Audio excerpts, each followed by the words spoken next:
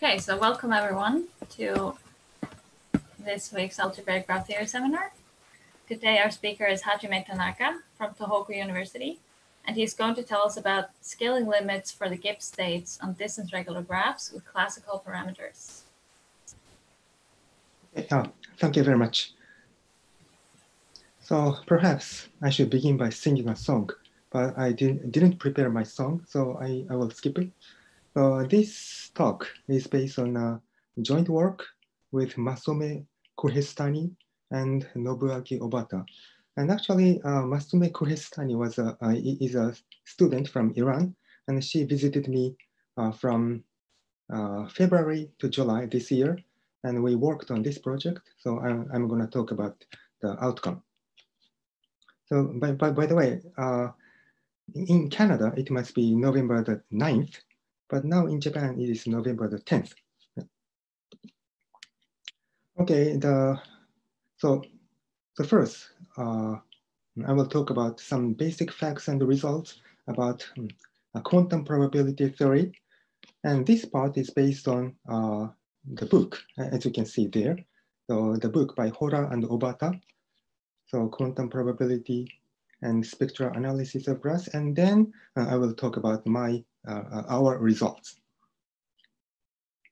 So I will begin by recalling the algebraic probability spaces. What is it? So let script A be a unital associative C algebra. And we assume that this algebra A has an involution, which we denote by dagger. So as you can see, this is a usual, very familiar property. A plus B dagger is A dagger plus B dagger, etc. So usually an algebra equipped with this kind of involution is called a star algebra.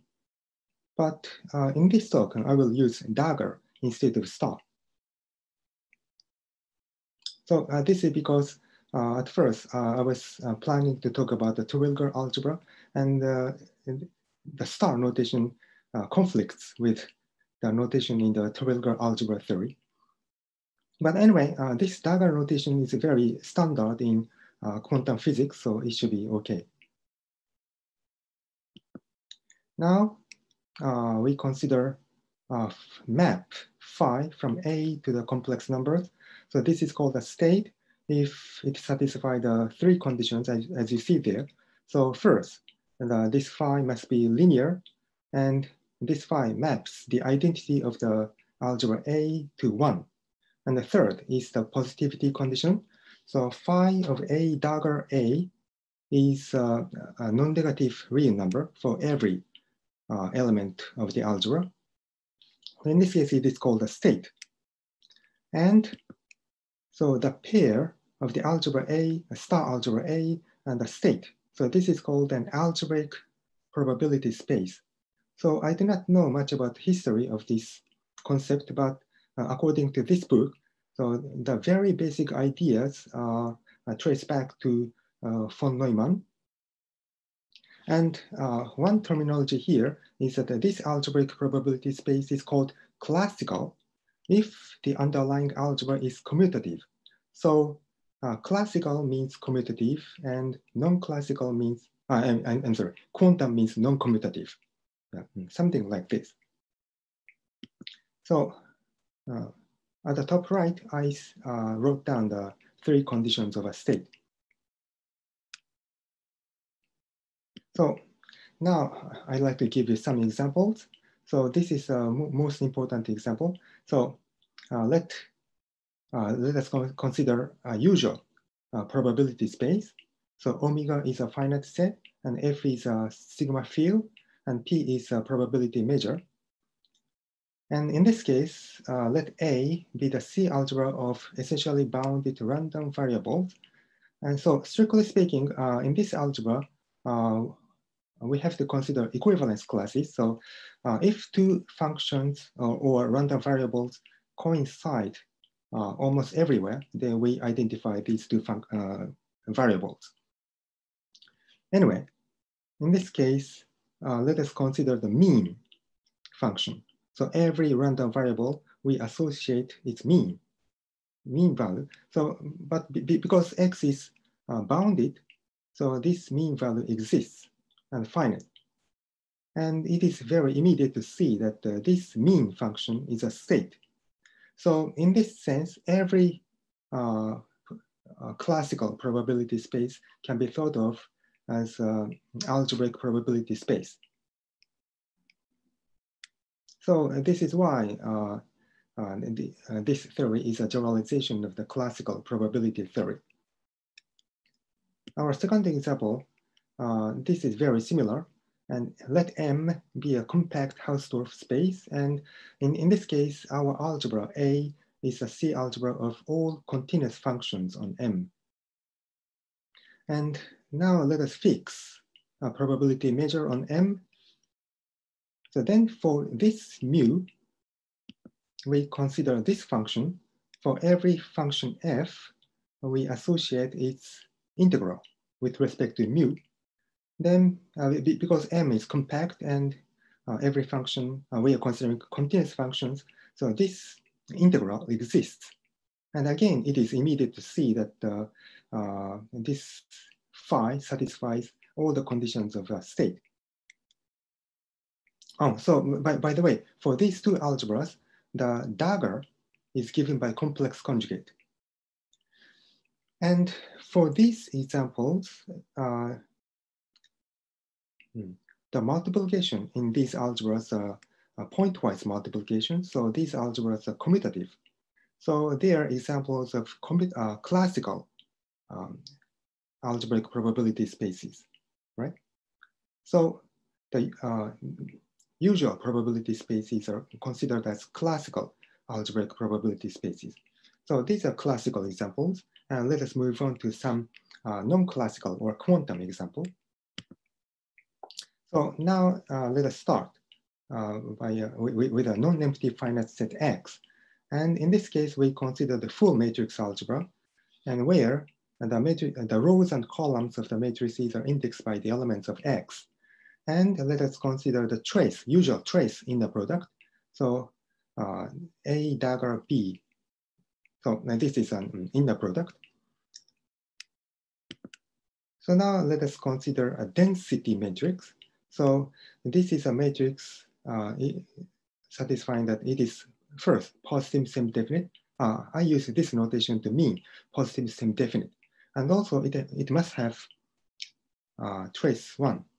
So such a matrix is called a density matrix. Okay. And now let us consider this function. So we associate the trace in the product with D and the matrix. So then again, it is easy to see that it is a state. This phi D is a state. And actually, in this case, every state can be written in this form. So for every state, there exists a density matrix D such that it is equal to phi of D. Yeah. So this is a non-classical example. So one of the most important example is when the identity matrix divided by the size of X, then actually in this case, the state is just a trace divided by the size of X. So this is called the tracial state on the full matrix algebra. And another very important example is this. So let us fix a unit vector V. And here D is V dagger D. So it is a square matrix and it is positive semi-definite and its trace is 1. In this case, this state is called a vector state or a pure state. So I know that many of you are working on quantum walk. So this last example must be very standard. Okay, and this is a non-classical example. So now let script A and phi be an algebraic probability space. Now, actually any element of this algebra is called an algebraic random variable. Yeah. So, and here is one terminology. So this element A, small a, is called a real if A dagger is A. Yeah. So this algebraic random variable is real if it is the same as its dagger. Okay. So, and here is a fact. So if you take any real algebraic random variable, small a, then there exists a Borel probability measure on the real line such that their moments coincide. However, this mu may not be unique, so there might be 2 or more probability measures which have the same moments. So this is an important problem, so determinate moment problem. So we are interested in whether moment sequences determine the measure. Anyway, and this is a very basic fact.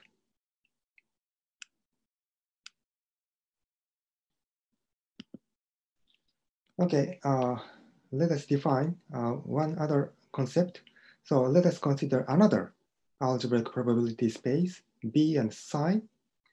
And let us consider 2 real algebraic random variables, small a and small b, and they are called stochastically equivalent if they have the same moments.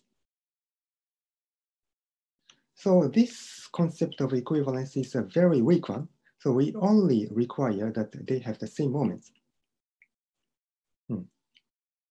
But anyway, this is a very useful concept.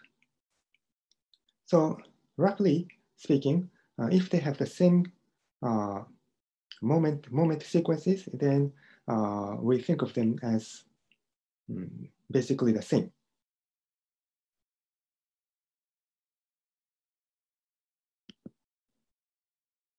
So in the previous slide, I mentioned that for every real random variable A, there exists a measure on the real line such that this identity holds. So this means that A is stochastically equivalent to Xi. So here, Xi is viewed as a random variable. Yeah.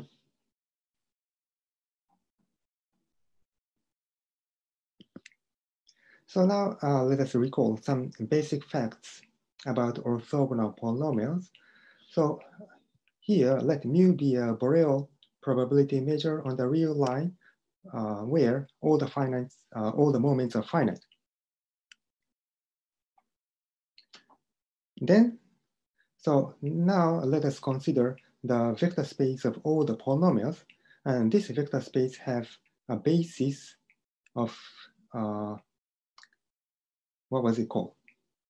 Monomials, 1 xi, xi squared, xi to the cube, etc. So now let us consider the usual, very natural inner product defined by this measure mu, as you see there. Then we just apply the Gram-Schmidt process to the basis of monomials in this order. Then we will obtain a series of monic orthogonal polynomials, P0, P1, P2, da, da, da. So they are orthogonal. And because of this Gram-Schmidt process, each Pi has degree exactly I. And it is monic. Pi is monic.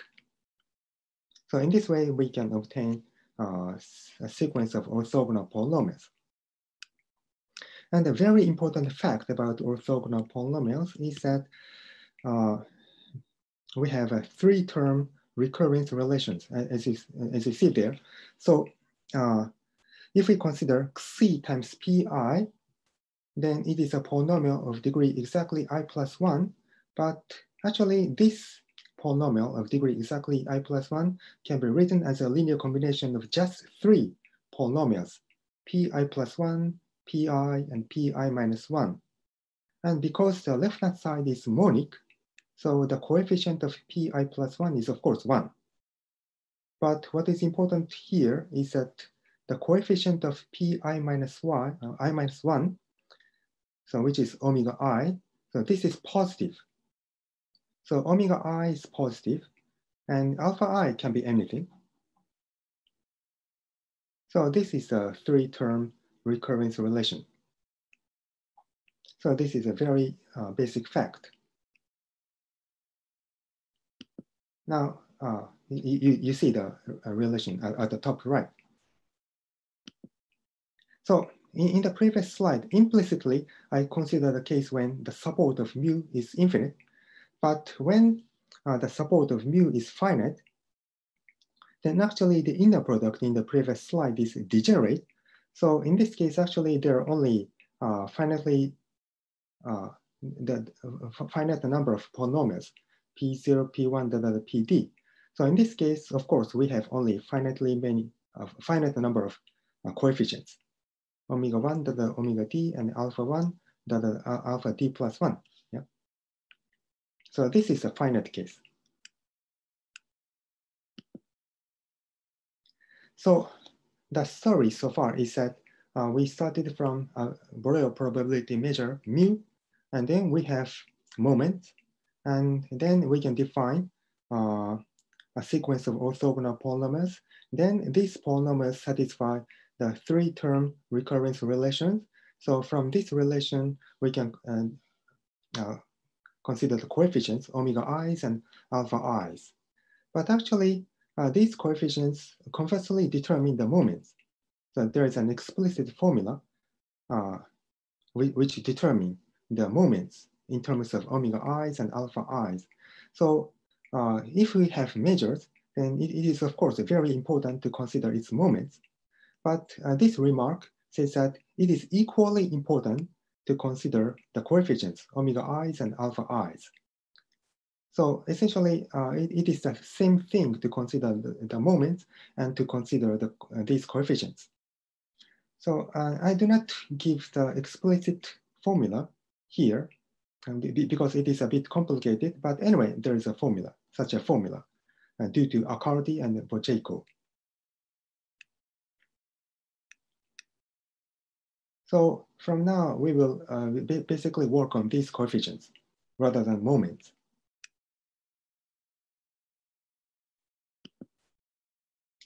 So here is a definition. Jacobi coefficients of infinite type are actually any set of scalars, omega i's and alpha i's. So, but these omega i's are positive. On the other hand, Jacobi coefficients of finite type, here we fix a positive natural number d, and we consider any set of scalars, omega 1, omega 2, omega d. These are positive, and alpha 1, alpha 2, alpha d plus 1. These are just real, any real numbers. But here is a fact. So here I mentioned that these are any set of scalars, but actually there exists some probability measure mu corresponding to these Jacobi coefficients. So this is another remark. So this is the story so far. So in the first part, I mentioned the algebraic probability space, script A and phi, and then we consider real algebraic random variable. Then, as I mentioned, there exists a probability measure mu on the real line, which have the same moments. And then from this mu, we can define a sequence of orthogonal polynomials. And then from the three-term recurrence relations, we can define the Jacobi coefficients. And as I mentioned, these Jacobi coefficients in turn determine the moments. So this is a story so far.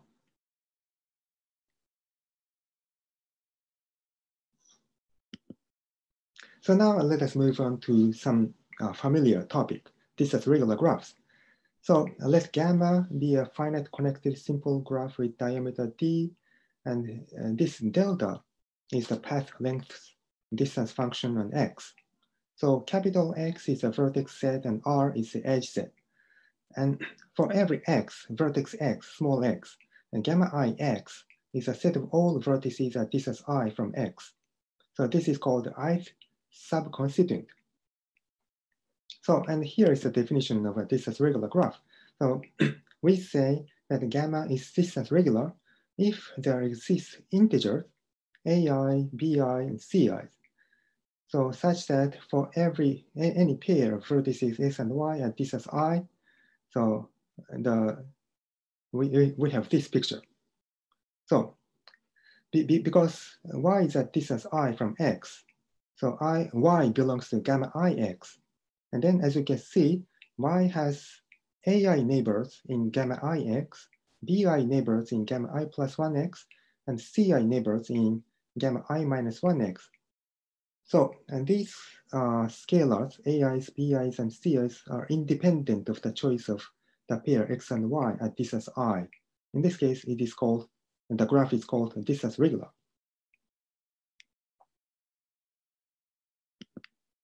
So, and this sequence of intersection numbers is called the intersection array of the distance regular graph gamma. So actually, a distance regular graph is always regular with valency B naught. So which we also denote by K as usual. So K equals B naught.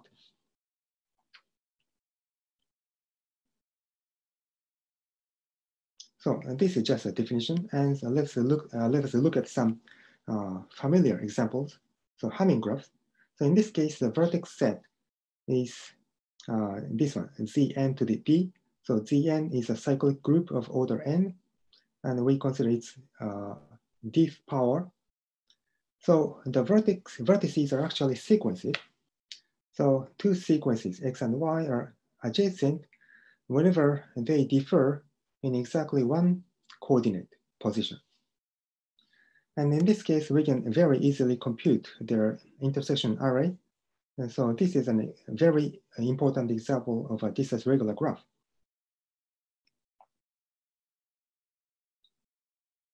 Okay. So because this is an algebraic graph theory seminar, so let us consider the adjacency matrix. So, so the definition of an adjacency matrix is this one, as usual. So x, y entry is 1 if they're adjacent, and 0 otherwise. And as usual, let us consider, so in this case, our algebra is adjacency algebra. So this is a matrix algebra generated by the adjacency matrix A, okay? And as usual, we will consider the spectrum. So the largest eigenvalue is the valency K, which is B naught.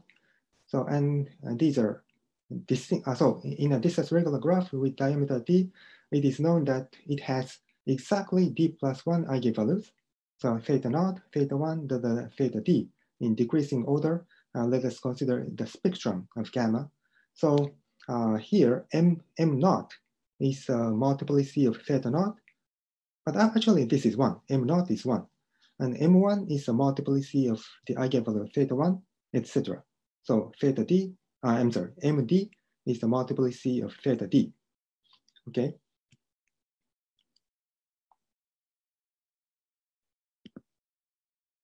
So in this case, we consider the tracial state. So recall that the tracial state is a trace divided by the size of x. And so we consider the pair, the adjacency algebra and the tracial state. So this is a classical algebraic probability space. Now, so adjacency matrix A, of course, belongs to the adjacency algebra. So from now, we view the adjacency matrix A as a real algebraic random variable. In this case, so I mentioned that for every real algebraic random variable, there exists a probability measure on the real line. But in this case, this probability measure is a so-called spectral distribution, which we denote by mu gamma. So it is a discrete measure and finite measure, and it has weights on the eigenvalues. And the weight is given by the multiplicity divided by the size of x, as you see there. So actually, so the tracial, so let us consider the moment, ith moment.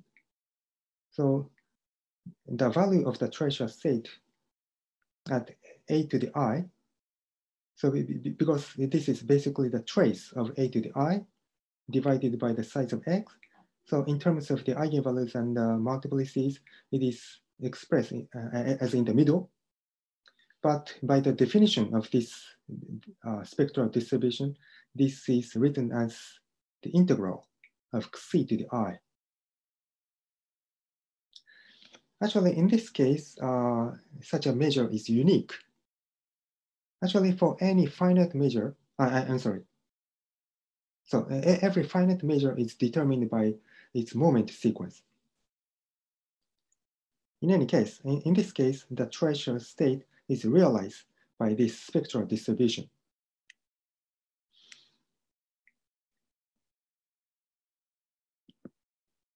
So now here is our central problem.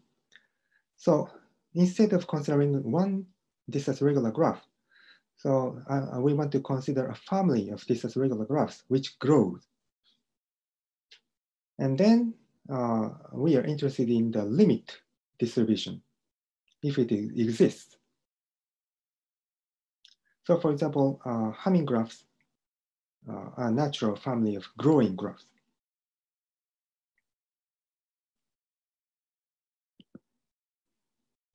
So, but in order to consider the limit distribution, we have to consider some normalization. So the treasure state of A is 0 because the diagonal entries of the adjacency matrix A is 0, are all 0. So the trace is 0. So this means that the mean is 0. And if we compute the treasure state of A squared, then it is easy to see that it is K, the valency. So this is a variance. So as a real algebraic random variable, the adjacency matrix has mean 0 and the variance K. And in a growing graph, usually the valency K diverges. So in order to have a limit distribution, we have to consider, we have to normalize it. So instead of A, we consider A divided by square root of K. Yeah, like this one, square root of K. Then in this way, the mean is 0 and the variance becomes 1. So this is our normalization. Mean 0 and variance 1. And then the associated measure is a normalized spectral distribution. So in this case, we just divide the eigenvalue by square root of K. So this has mean 0 and the variance 1.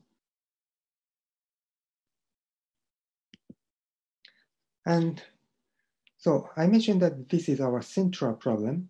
And because we view, not we, but in Hora and Obata's book, they view this problem as an analog of the central limit theorem. Why is it? So to see this, let us look at the example. So for simplicity, we consider the hypercube. So actually, the hypercube HD2 is a Cayley graph. It is an example of a Cayley graph. So the underlying abelian group is Z2 to the D, and the generating set is the standard basis vectors, E1, Et. So this E1 acts as adding 1 to the first component, and E2 acts as adding 1 to the second component, etc. So ED acts as adding 1 to the last component, etc. So then, so the adjacency matrix A is the sum of all the corresponding permutation matrices. So by the way, PE1, for example, is the permutation matrix of the action of E1, etc. So by the way, these permutation matrices commute with each other. And as you see, there are D matrices. So actually, the hypercube has degree valency D. So valency K is equal to D. So now we have this kind of decomposition of the adjacency matrix. Then, so the normalized adjacency matrix A divided by square root of K. So here K is D. Then, of course, we have this kind of thing. Yeah, maybe you are familiar with this kind of expression in probability theory when D tends to infinity. So this does look like the central limit theorem, right? So in the case of the hypercubes, this really an analog of the central limit theorem. So in my understanding, originally this kind of problem was first considered in the context of Cayley graphs. But now we consider not only Cayley graphs, but general distance regular graphs. But anyway, for the hypercubes, this is really an analog of the central limit theorem. Okay, so now here is an example, the Hamming graphs. So first, let us consider the limit where n over d tends to 0. So at first, this is a binomial distribution actually. But when d gets larger, bigger, we have this kind of limit. So actually in this case, the limit distribution is a Gaussian or normal distribution. So the result is also the same as the central limit theorem. In this case, we have the Gaussian or normal distribution. But if n over d converges to a positive scalar, the situation becomes different. So at first, we have the binomial distribution, but then when d gets larger, like this, so as a limit, we obtain the so-called Poisson distribution. So Poisson distribution is defined by the Taylor series expansion of the exponential function. Anyway, these examples were computed by Hora and Obata and others. Actually, Hora computed the case of Hamming graphs and Johnson graphs, etc. So, as I mentioned in the previous slides, for the Hamming graphs, we obtain Gaussian distributions and Poisson distribution. And for example, for the Johnson graphs, we obtain some other distribution, geometric distribution and exponential distribution, etc. So they consider the various families of distance regular graphs, Hamming, Johnson, Grassmann, maybe odd graphs, halved cubes, etc.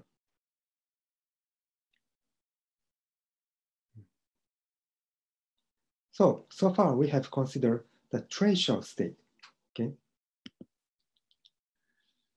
So now I would like to explain some fundamental strategy to obtain the central limit theorem.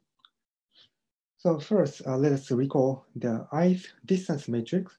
So this is again a 0, 1 matrix, and xy entry is 1 if and only if their distance is I.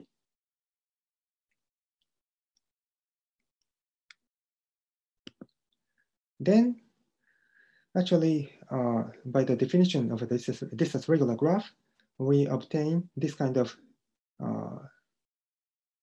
recurrence relation. So A is the adjacency matrix. A times AI is written in the sum, linear combination of AI plus 1, AI, and AI minus 1.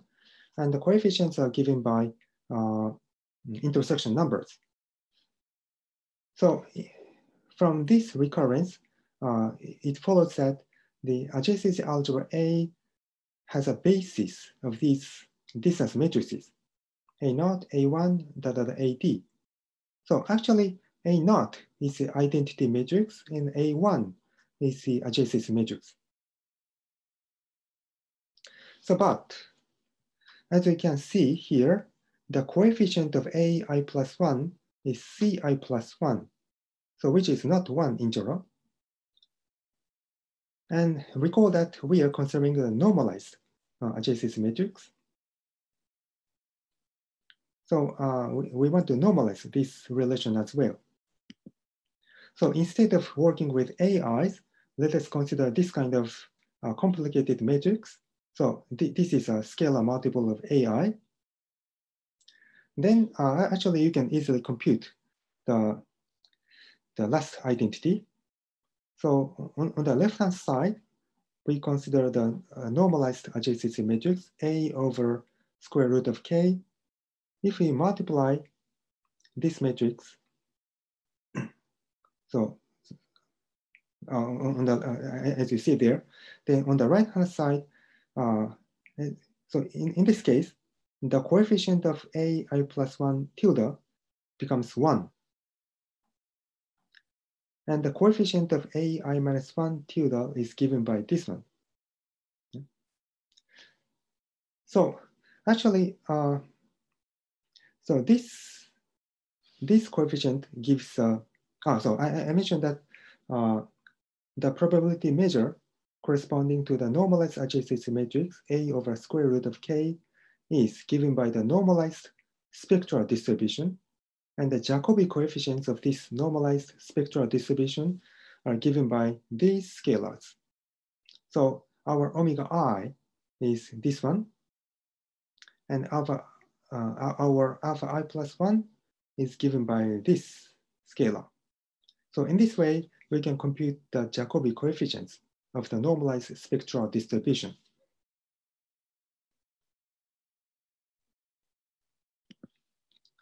So here is our strategy. So let us consider a directed set.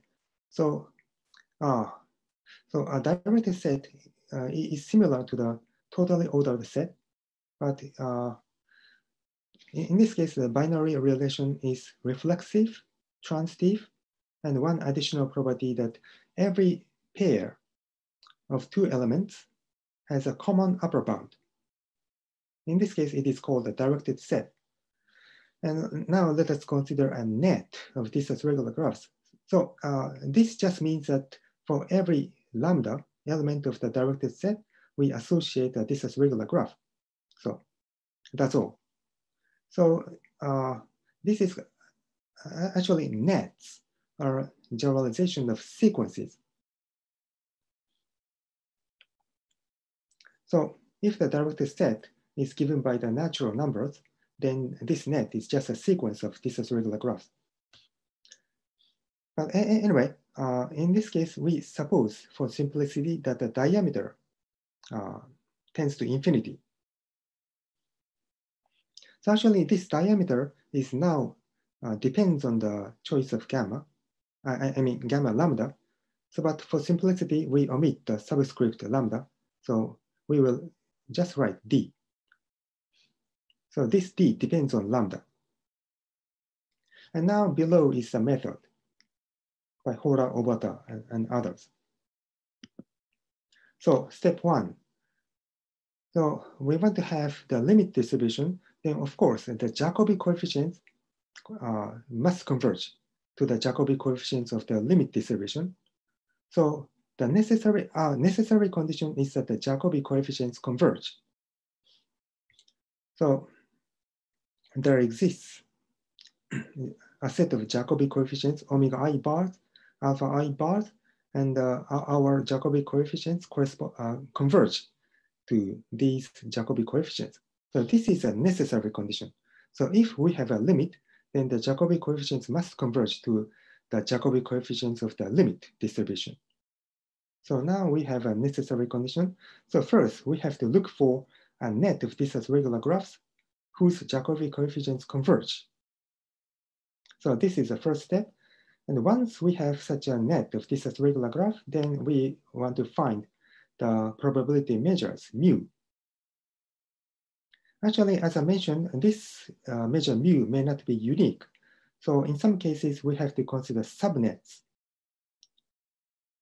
for which our normalized spectral distribution converge weakly. So this is a second step. In this way, we obtain an analogues of central limit theorems.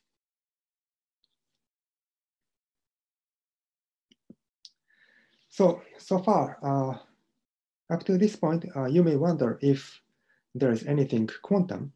So far, we have worked with the adjacency algebra. So this is an example of a classical algebraic probability space. So far, we have considered only classical case. So there's nothing quantum or non-commutative. So, and that is true. So it is true that so far we have considered only classical example. But actually, there's a way, standard way to make the theory quantum. So this is done by incorporating the method of the so-called quantum decomposition. So my original plan was to talk about this quantum decomposition and its relation to the Terwilliger algebra. But when I started preparation for this talk, I realized that 60 minutes is not enough to discuss this relation. So unfortunately, I decided to omit the details. But anyway, so this quantum decomposition gives a decomposition of the real algebraic random variable into the sum of 3 non-commuting components up to stochastic equivalence. So this decomposition may belong to a totally different algebra, but anyway, the sum is stochastically equivalent to the original real algebraic random variable. So this is standard way. So for any real algebraic random variable in an algebraic probability space, we have such a decomposition. So because these components, 3 components, do not commute with each other, so if we consider the algebra, subalgebra generated by these 3 components, then it will be non-commutative.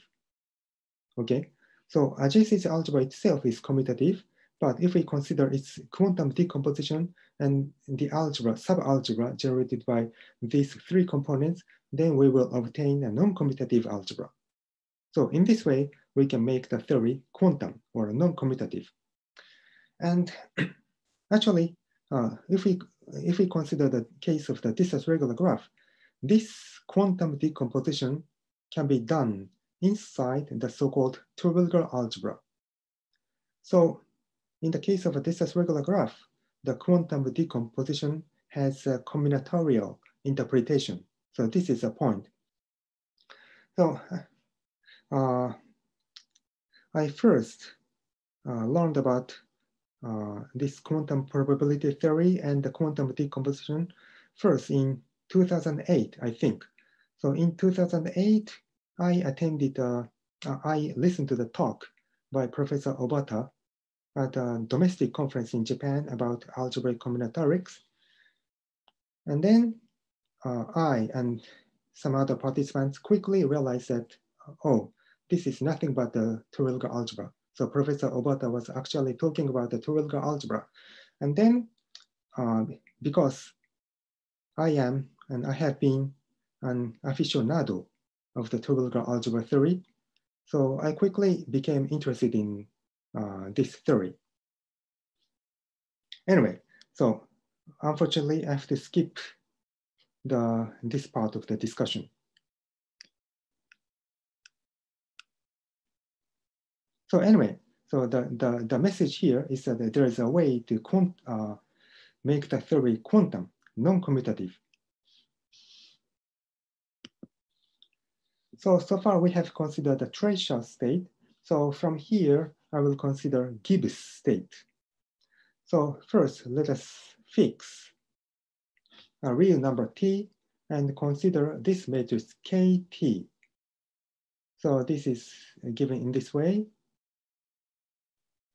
So it is a linear combination of the distance matrices and the coefficients are t to the I. So if we consider the trace, then we have 1. So kt has trace 1. Because the diagonal entries are 1 over the site of x. So more precisely, the xy entry of this matrix is t to the distance, their distance, divided by the size of x.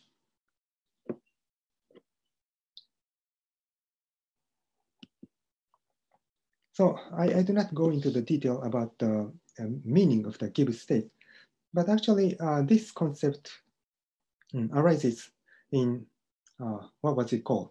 Statistical mechanics. And this minus log t is called the inverse temperature parameter.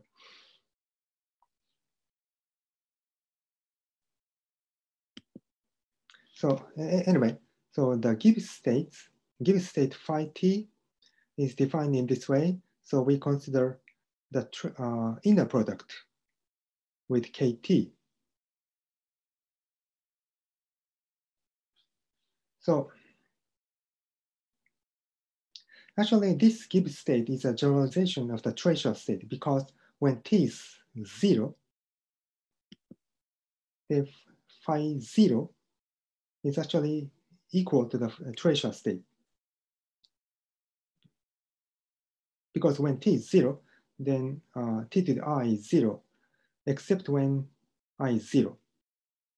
So K0 is the identity matrix A0 divided by the size of X. So it is equal to the tracial state. And also, this Gibbs state may not be a state in general. So this KT has trace 1, but in order for this to be a state, it must be a density matrix. So this Gibbs state is actually a state if and only if it is positive stem definite, namely it is a density matrix. Okay.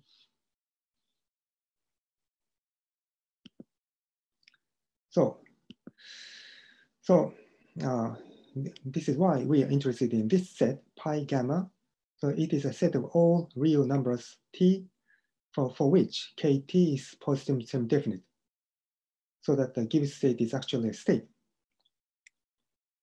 Then actually it's easy to see that this is a subset of the closed interval, -1 and 1.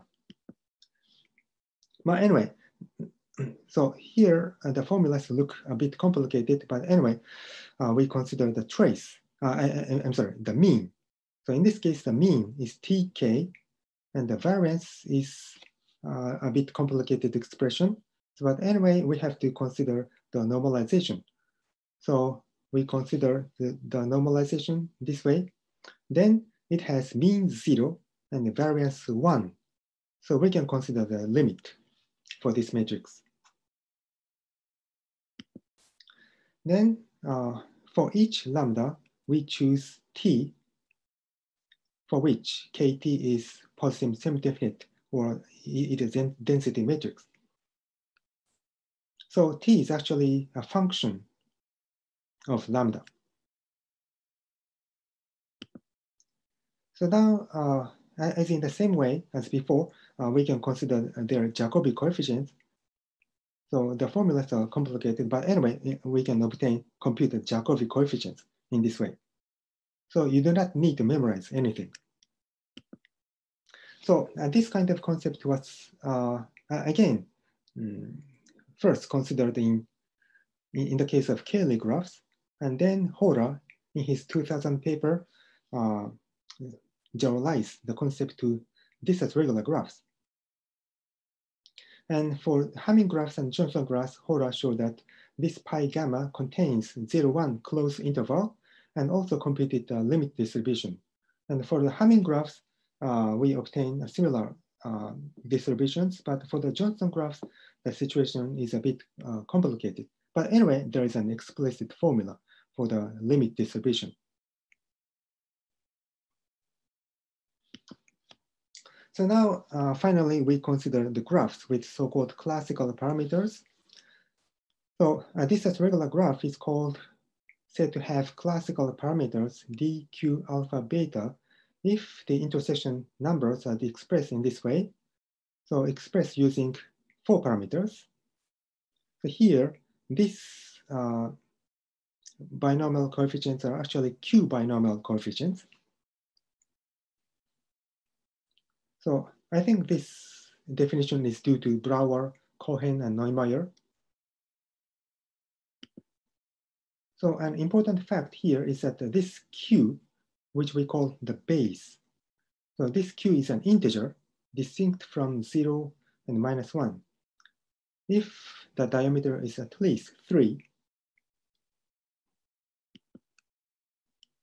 so here is our favorite example.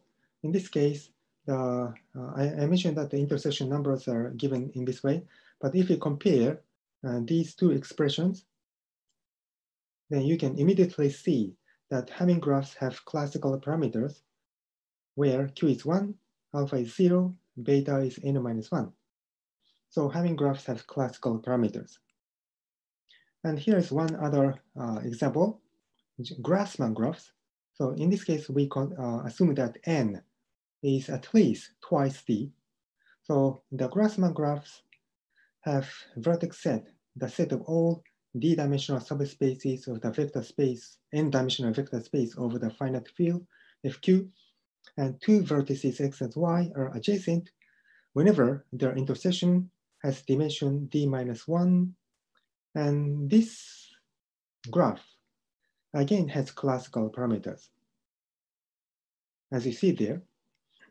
But anyway, this is an example of a distance regular graph having classical parameters. So far, up to now, we know 15 infinite families of distance regular graphs having classical parameters with unbounded diameter. So when Q is 1, we have the families of Johnson graphs, Hamming graphs, Doob graphs, and halved cubes. And when Q is not 1, I will not read it, but there are 11 families. There are many.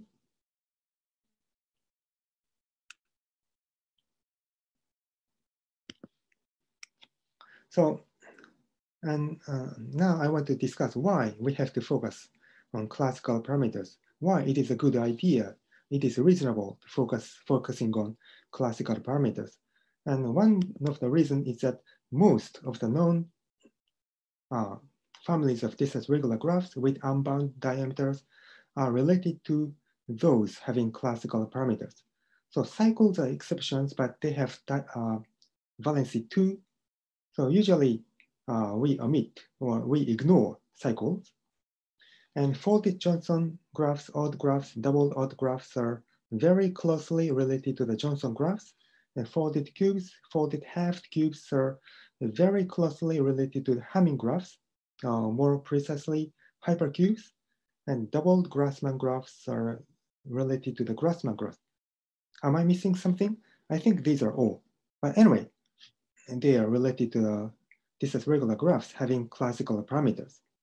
So it is one reason why it is reasonable to consider focusing on classical parameters.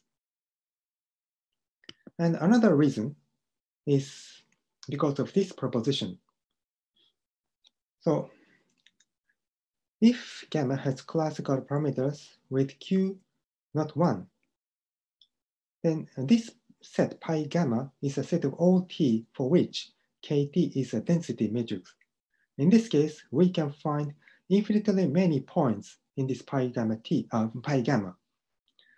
So this is why, another reason why it is interesting to consider classical parameters.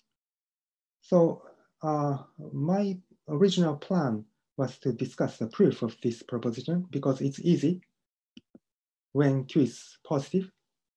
But anyway, this is easy. So the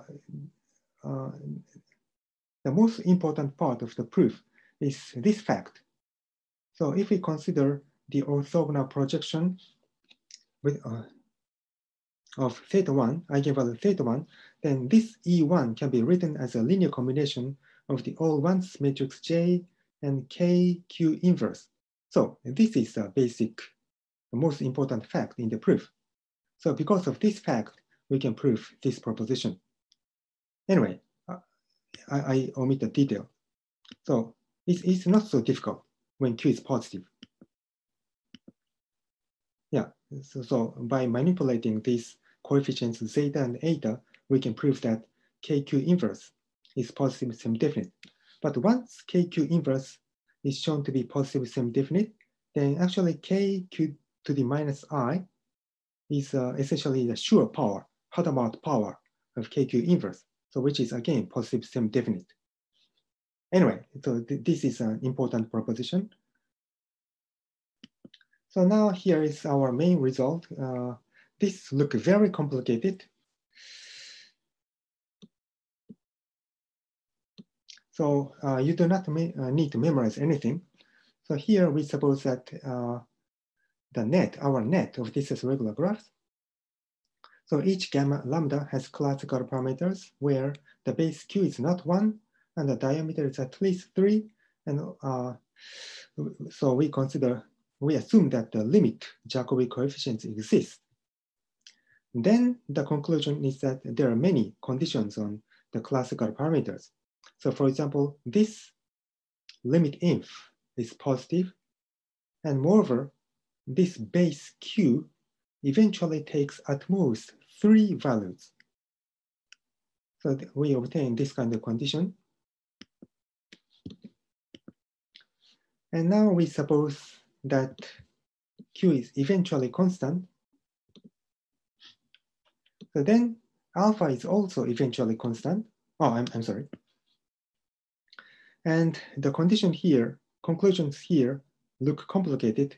But anyway, we have 2 scalars, gamma and rho, such that t square root of k converges to gamma.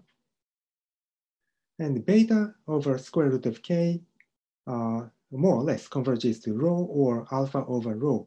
So we have this kind of condition. So anyway, you do not need to memorize anything. So the important conditions are written at the top right. So here are some remarks. So in the previous slide, in the middle, we suppose that q is eventually constant. But here we mentioned that q eventually takes at most 3 values. So when q is not constant, then q may take some other 2 values. But in this case, we can find a subnet for which b is eventually constant. And in this case, alpha is 0. And also, in this theorem, I stated the conclusion as a necessary condition. So first, we suppose that the limit Jacobi coefficients exist. Then we obtain these conditions.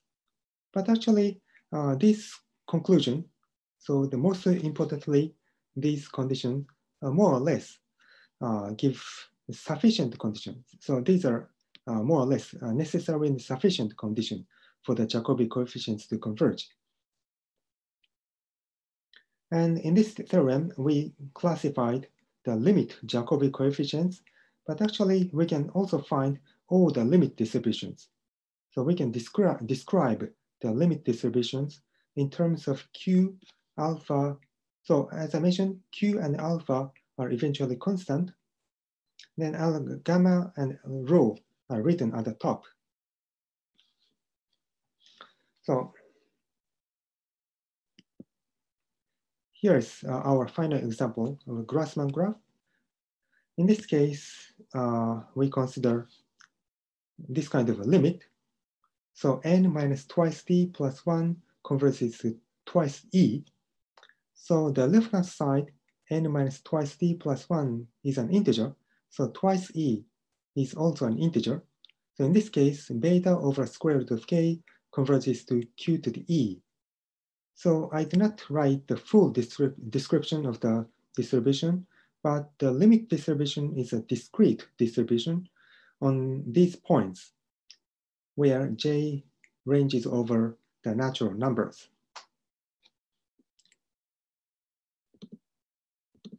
Yeah, anyway, so this is the end of my talk. Thank you very much.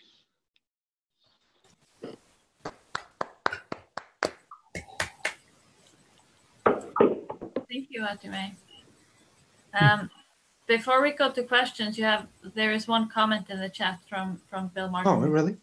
He says that the twisted Grassmann graph is also related to Grassmann. Oh, twisted Grassmann graphs have classical parameters, but they are twisted version of the Grassmann graphs. Mm-hmm. Yeah, so twisted Grassmann graphs themselves have classical parameters. Okay, thanks. Oh. It is in the list of 15 families. Here. Oh, yes. Yes. Yeah, twisted Grassmann graphs. Mm-hmm.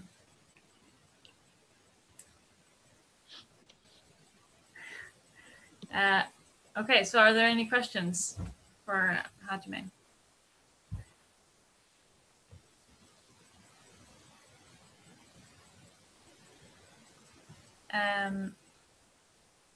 Oh, yes. Hank Chen has a question. You can Hello. unmute yourself and ask. Yeah. Hello. Mm-hmm. Hi. Hi. Yeah, it's very interesting. Thank you for the talk. I'm just wondering if you can consider Feynman graphs. For Feynman graphs, what are Feynman graphs? So I guess some of the characteristics of these Feynman graphs are they have self loops, and also they can contain subgraphs, so they can be determined iteratively. Yeah, so like if we sort of have this understanding of what the limiting distribution for these things are and apply these to the Gibbs measure, apply this technique to Feynman graphs, then we can actually get an understanding of like Euclidean field theories in physics. I see. So actually in this talk, I considered only this as regular graphs, but in the book by Hora and Obata, there is a far more generalization, far wider generalization of the theory. So for example, in the book, they also consider the limit distribution of the Young diagrams, etc. So the theory itself is much wider. Yeah, I was actually wondering like if Feynman graphs satisfy the distance regular conditions, but yeah. So actually, when the graph is not distance regular, in some cases, it is still possible to consider their limit distribution, and there is a way to consider its limit distribution. So so in the middle of my presentation, I talked about a general strategy for obtaining the central limit theorem, and that strategy has a generalization. Yeah. Okay, that's actually really interesting. Yeah. Great, thank you. Thank you. I have a question. Thank you. Wonderful talk. There was a slide early on where you broke up the Hamming graph into these probabilities based on the generators as a Cayley graph. And I was wondering if you could talk a little bit more about what you were doing there. I got lost, but I was curious. Oh.